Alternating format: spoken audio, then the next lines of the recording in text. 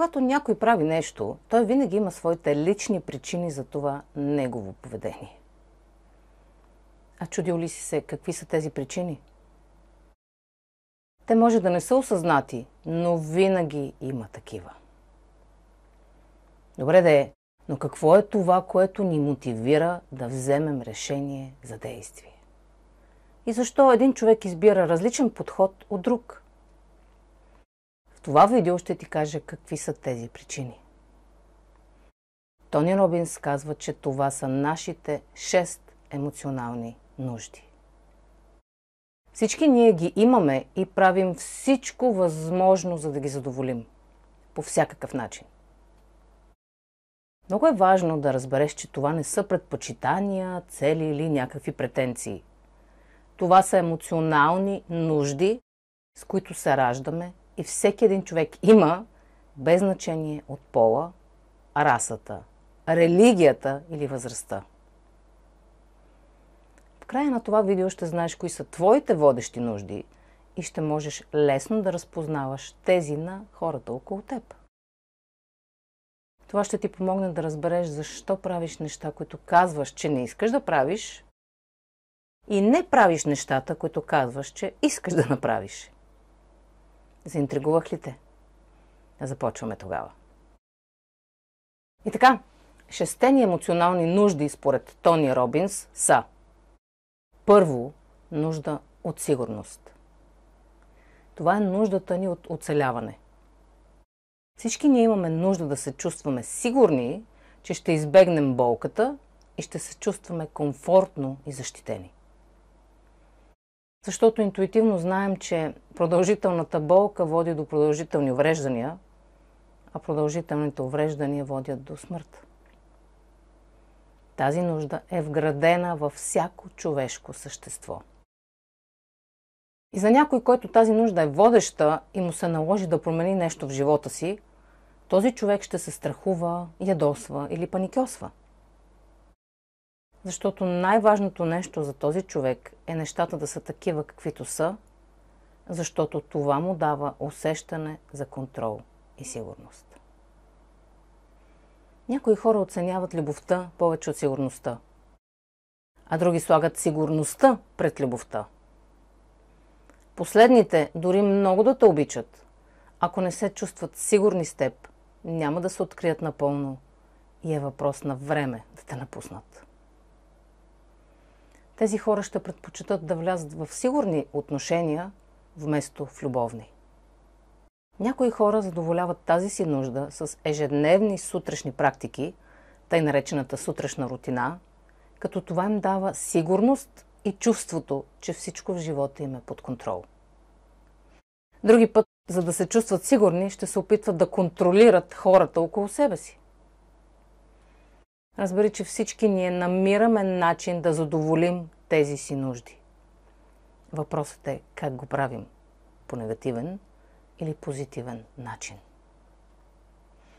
Негативен начин да задоволиш тази нужда от комфорт и сигурност може да е използването на алкохол и наркотици. Чрез тази субстанция използващият е сигурен, че ще има конкретен ефект. А позитивен начин би бил да станеш много добър в професията си и така да бъдеш сигурен, че винаги ще намериш начин да се справяш със своите задачи. Добре да е, и все пак, ако всички имаме еднакви нужди, защо все пак се държим различно? Сега ще ти кажа. Разликата идва от начините, по които избираме да задоволяваме нуждите си. Дали те са краткотрайни или дълготрайни, овластяващи или омаловажаващи. Какво ще стане, ако ти си сигурен какво ще стане всеки ден, кой какво ще ти каже, как ще го каже, кога ще го каже, какво ще направи, как ще го направи, кога ще го направи? Ще се побъркаш от скока, нали така? Ето тук на помощ идва втората нужда и тя е от разнообразие или от изненада. Ние имаме нужда от разнообразие, за да се чувстваме живи. Хубаво е, когато има неща в живота ни, които не сме очаквали да се случат и срещи, които не сме подозирали, че ще се осъществят. Разнообразяваме се с интересен разговор, като прекарваме време с приятел, като правим нови неща, скачане с парашут, скално катерене, учене на нов език. Или пък като гледаме интересен филм, четем нова книга, поставим си нова цел. А можем да получим разнообразие и от яденето на различни храни. Това е доста срещан начин за задоволяване на тази нужда и ти може да го наблюдаваш ежедневно около теб. Всичко, което може бързо да промени състоянието ни, може да се нарече разнообразие. А ти как посрещаш нуждата си от разнообразие? Сподели ми в коментар. Третата ни нужда е от значимост. Да се чувстваме уникални, специални, неповторими и важни. Според теб, кой има нужда да се чувства значим? Всеки, нали? Може да задоволиш тази нужда, като служиш на другите или като доминираш над някой. Като се обличаш уникално или като имаш статуси, обеци и боядисана в изкрящи цветове коса. Или пък като си щедър и сърдечен с всички и така знаеш, че това те прави неповторим, значим и уникален. Искам да запомниш нещо много важно. Всеки път, в който някой свърже в ума си, съзнателно или не, че като мисли, вярва, чувства или се държи по определен начин, това задоволява поне 3 от емоционалните му нужди, той ще се пристрасти към тази мисъл, чувство и поведение. Например, насилието е от край време в нашето общество и ако не променим съзнанието си, вероятно ще остане още дълго сред нас. Това е така, защото насилието задоволява 3 от тези нужди на много висока степен. Нуждите от сигурност, разнообразие и значимост. Защото, каквото и да стане, ти не си сигурен какво точно ще последва. Всеки път е различно. Но си сигурен, че чрез това поведение ти ще станеш значим в нечии очи много бързо. Според теб, колко значима ще съм за теб, ако изведнъж опра пистолет в главата ти? Много, нали? Ето затова много хора избират насилието като начин да задоволяват тези си нужди, защото става бързо и не са им нужни специфични познания. Това е и причината много деца да се присъединяват към различни банди, защото задоволява нуждата им от значимост, сигурност и от свързване, което е 4-та ни нужда. Всички ние се нуждаем от свързване и от любов.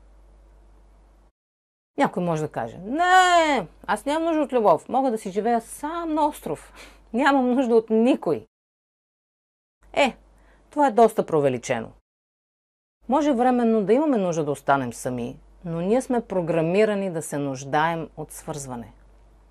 Затова се събираме в семейства и общности. Нуждата ни от любов е свързана с нашето оцеляване. Тя е в ДНК-то ни. Единственият начин да оцелееш докато си бебе е някой да те обича.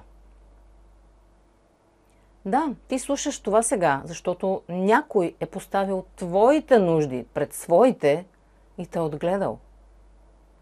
Ето колко важно е това. Често обаче хората се страхуват от любовта. Например, когато обичаш някой, ти се разкриваш пред него, доверяваш му се и проявяваш уязвимост. Изведнъж обаче този някой си отива от живота ти и това ще те нарани много, нали? Затова много хора се задоволяват с някакви отношения, защото любовта им се струва прекалено страшна и болезнена. Можем да задоволим нуждата си за свързване чрез интимност, чрез секс, чрез разходка сред природата, чрез молитва. Всеки може да задоволи тази нужда от свързване и любов. Въпросът е как го правиш? Създавайки проблеми или като служиш и помагаш на околните? Нашият живот поема в конкретна посока не заради самата нужда, която имаме, а от начините, по които я задоволяваме. И така. Това са първите 4 емоционални нужди, които всички ние имаме и правим всичко възможно, за да посрещнем и задоволим. Тони Робинс ги нарича нуждите на личността. 5 и 6 нужда са тези, от които не всички се нуждаем. Те са по-скоро от духовно естество. Но само задоволявайки всичките 6, ние ще се чувстваме напълно задоволени, щастливи и успешни като хора. Посрещайки всичките си 6 емоционални нужди по позитивен начин, ти ще се чувстваш жив на 10-та степен. Ето и останалите 2. Номер 5 е нуждата от растеж. Всичко във Вселената или расте, или умира. Връзката ти или расте, или умира. Тук няма междинно ниво. Бизнесът ти или расте, или умира. Растежът е постоянен процес, не се случва наведнъж. И само когато растем, ние можем да задоволим 6-та си нужда и тя е от принос. Ние се стремим към растеж, за да имаме какво да дадем, да споделим, с нещо да допринесем за доброто на семейството, общността, държавата ни. Да даваш отвъд себе си, да допринасяш за нечие добруване, често дава смисъл и посока на живота ни. Когато се грижиш само за себе си, може да получиш удоволствие, да. Но само когато го споделиш с друг, ти ще увеличаваш това удоволствие всеки път, в който го споделяш с някой. Постиженията носят радост, така е. Щастливи сме от първата целувка на любимия човек, като спечелим голяма сума пари, като изпратим децата си в университет, като закупим първия си дом, автомобил и тъй нататък. Но този момент трае временно. Това, което ни кара да се чувстваме живи, е постоянния растеж и мисълта, че има нещо повече освен нас. Нещо повече от нас самите. Че нашето съществуване има по-висш смисъл. Излез от себе си, намери начин, чрез който да допринасяш и служиш на обществото и виж как ще се чувстваш. Гарантирам ти, че това ще ти даде съвсем друг стимул за живота. Ето това са 6 емоционални нужди. Има само 2 разлики между нас хората, когато се стремим да ги задоволим. Първата е, коя от тези 6 нужди човекът цени повече от останалите. Това може да се променя според ситуациите в живота ни, но замисли се, коя от тези нужди животът ти показва, че цениш най-много. Не тази, която си мислиш, че цениш, а тази, която фактите в живота ти показват, че слагаш на първо място. На коя отдаваш най-голямо значение и върху коя си фокусиран? Сега ще ти дам няколко примера. Някои хора ценят сигурността най-много. И ще видиш, че с действията и думите си те се стараят да контролират всичко и всеки около себе си. И ако нещо в живота им неочаквано се промени, те започват да се ядосват, напрягат и стресират, защото нямат усещане за контрол и сигурност. Тези хора искат всичко да е подредено и на мястото си. Ако твоята водеща нужда е от разнообразие, ти ще имаш тотално различен живот от човек, който е воден от нуждата му за сигурност. Не мислиш ли? Всички ние ценим и 2 нужди и те са важни за нас. Но коя от тях е на първо място за теб? Ако водещата е нуждата ти от значимост, ти ще държиш да си най-уникален и неповторим. А животът ти ще изглежда коренно различно, ако пък любовта е водеща. Ти ще взаимодействаш и ще се държиш с хората по напълно различен начин, нали така? Предполагам, че вече разбираш как това се проявява и можеш да разбереш защо хората правят това, което правят. Наблюдавай себе си и околните. Как се държат и какво правят. Това ще ти даде много голямо количество информация за това, коя от тези нужди е на първо място за тях. Но първо е важно да си наясно коя нужда е водеща за теб. От сигурност, от значимост, от любов, от принос, от растеж. Много е важно да разбереш коя е, защото това определя посоката на живота ти. Да, всички ние искаме да имаме любов в живота си. Но ако за да отвориш сърцето си за някой, ти първо искаш да се чувстваш сигурен, значи водещата ти нужда не е от любов, а от сигурност. Ако за да обичаш себе си и да позволиш на друг да те обича, за теб е важно да правиш значителни неща, значи нуждата от значимост е водеща в живота ти. Бъди честен и си отговори коя от тези нужди е най-важна за теб. А коя е втората поред? Това е първото нещо, което ни разграничава от останалите хора. Водещата нужда в живота ни. Второто различно е начинът, по който задоволяваме тези нужди. Кое е това нещо, което вярваш, че трябва да се случи, за да усещаш, че си посрещнал тези си нужди? Както казах в началото, може да го правиш по позитивен или негативен начин. Гледай на нуждите си като на мишена. Ако в центъра на мишената е значимостта, животът ти ще изглежда по различен начин от този, ако в центъра на мишената е сигурността.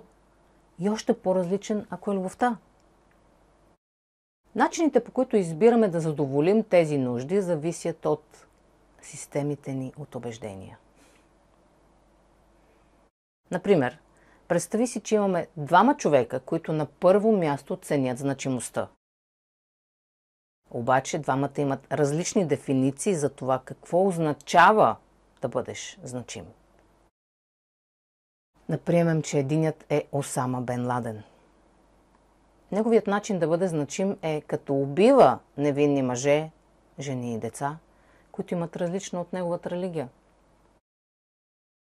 И в същото време, докато той задоволява нуждата си от значимост, като убива невинни хора, стотици пожарникари, полицаи, обикновени мъже и жени се хвърлят безстрашно в горящи сгради, знаейки, че няма как да се измъкнат живи, или скачат в дълбоки реки, без да могат да плуват, за да спасят живота на непознати хора.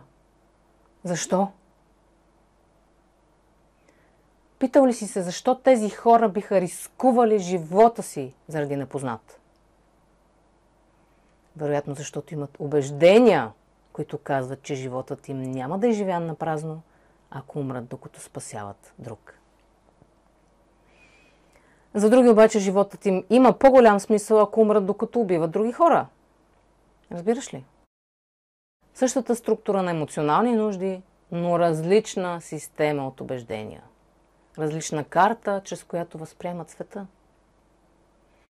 Ето защо е толкова важно да познаваме убежденията си, защото те са тези двигатели, които ни придвижват в живота и създават преживяванията ни. Ако още не си разбрал как да направиш това, имам видео по темата. Виж линка, който ще се покаже в десния ъгъл на екрана ти. Имай предвид, че голяма част от убежденията ти са вече остарели, защото си ги придобил преди доста време и те са ти били предадени от хора, които на свой ред са ги получили още по-отдавна. Затова е хубаво вече да ги обновиш. А това може да стане само ако знаеш какви са. Защото голяма част от нашите ограничаващи убеждения са на подсъзнателно ниво. Както неведнъж напомням, убежденията генерират мислите, чувствата и поведението ни. И ако нещо от тези три компонента не е това, което предпочиташ, разбери кое е това убеждение, което е създало съответната мисъл, чувство или поведение. Замени ограничаващото убеждение с позитивно и новото ще генерира напълно различни мисли, чувства и поведение. Ето толкова е лесно. И ако сега чуваш един глас да ти казва, не е толкова лесно, това е гласът на негативното убеждение, което е нужно да промениш. Сигурна съм, че вече си наясно коя емоционална нужда е водеща в твоя живот и по какъв начин избираш да я задоволяваш. Ще ми бъде много интересно да ми споделиш в коментар. И ако това ти помогна да научиш повече за себе си, абонирай се за канала, ако още не си, харесай и сподели видеото в социалните мрежи. Така помагаш и на друг да се опознае по-добре, а мен ме мотивира да продължа да правя такива видеа. Ако имаш нужда от допълнително разяснение или помощ в прилагането на тази информация, свържи се с мен и ще се радвам да ти помогна. До скоро!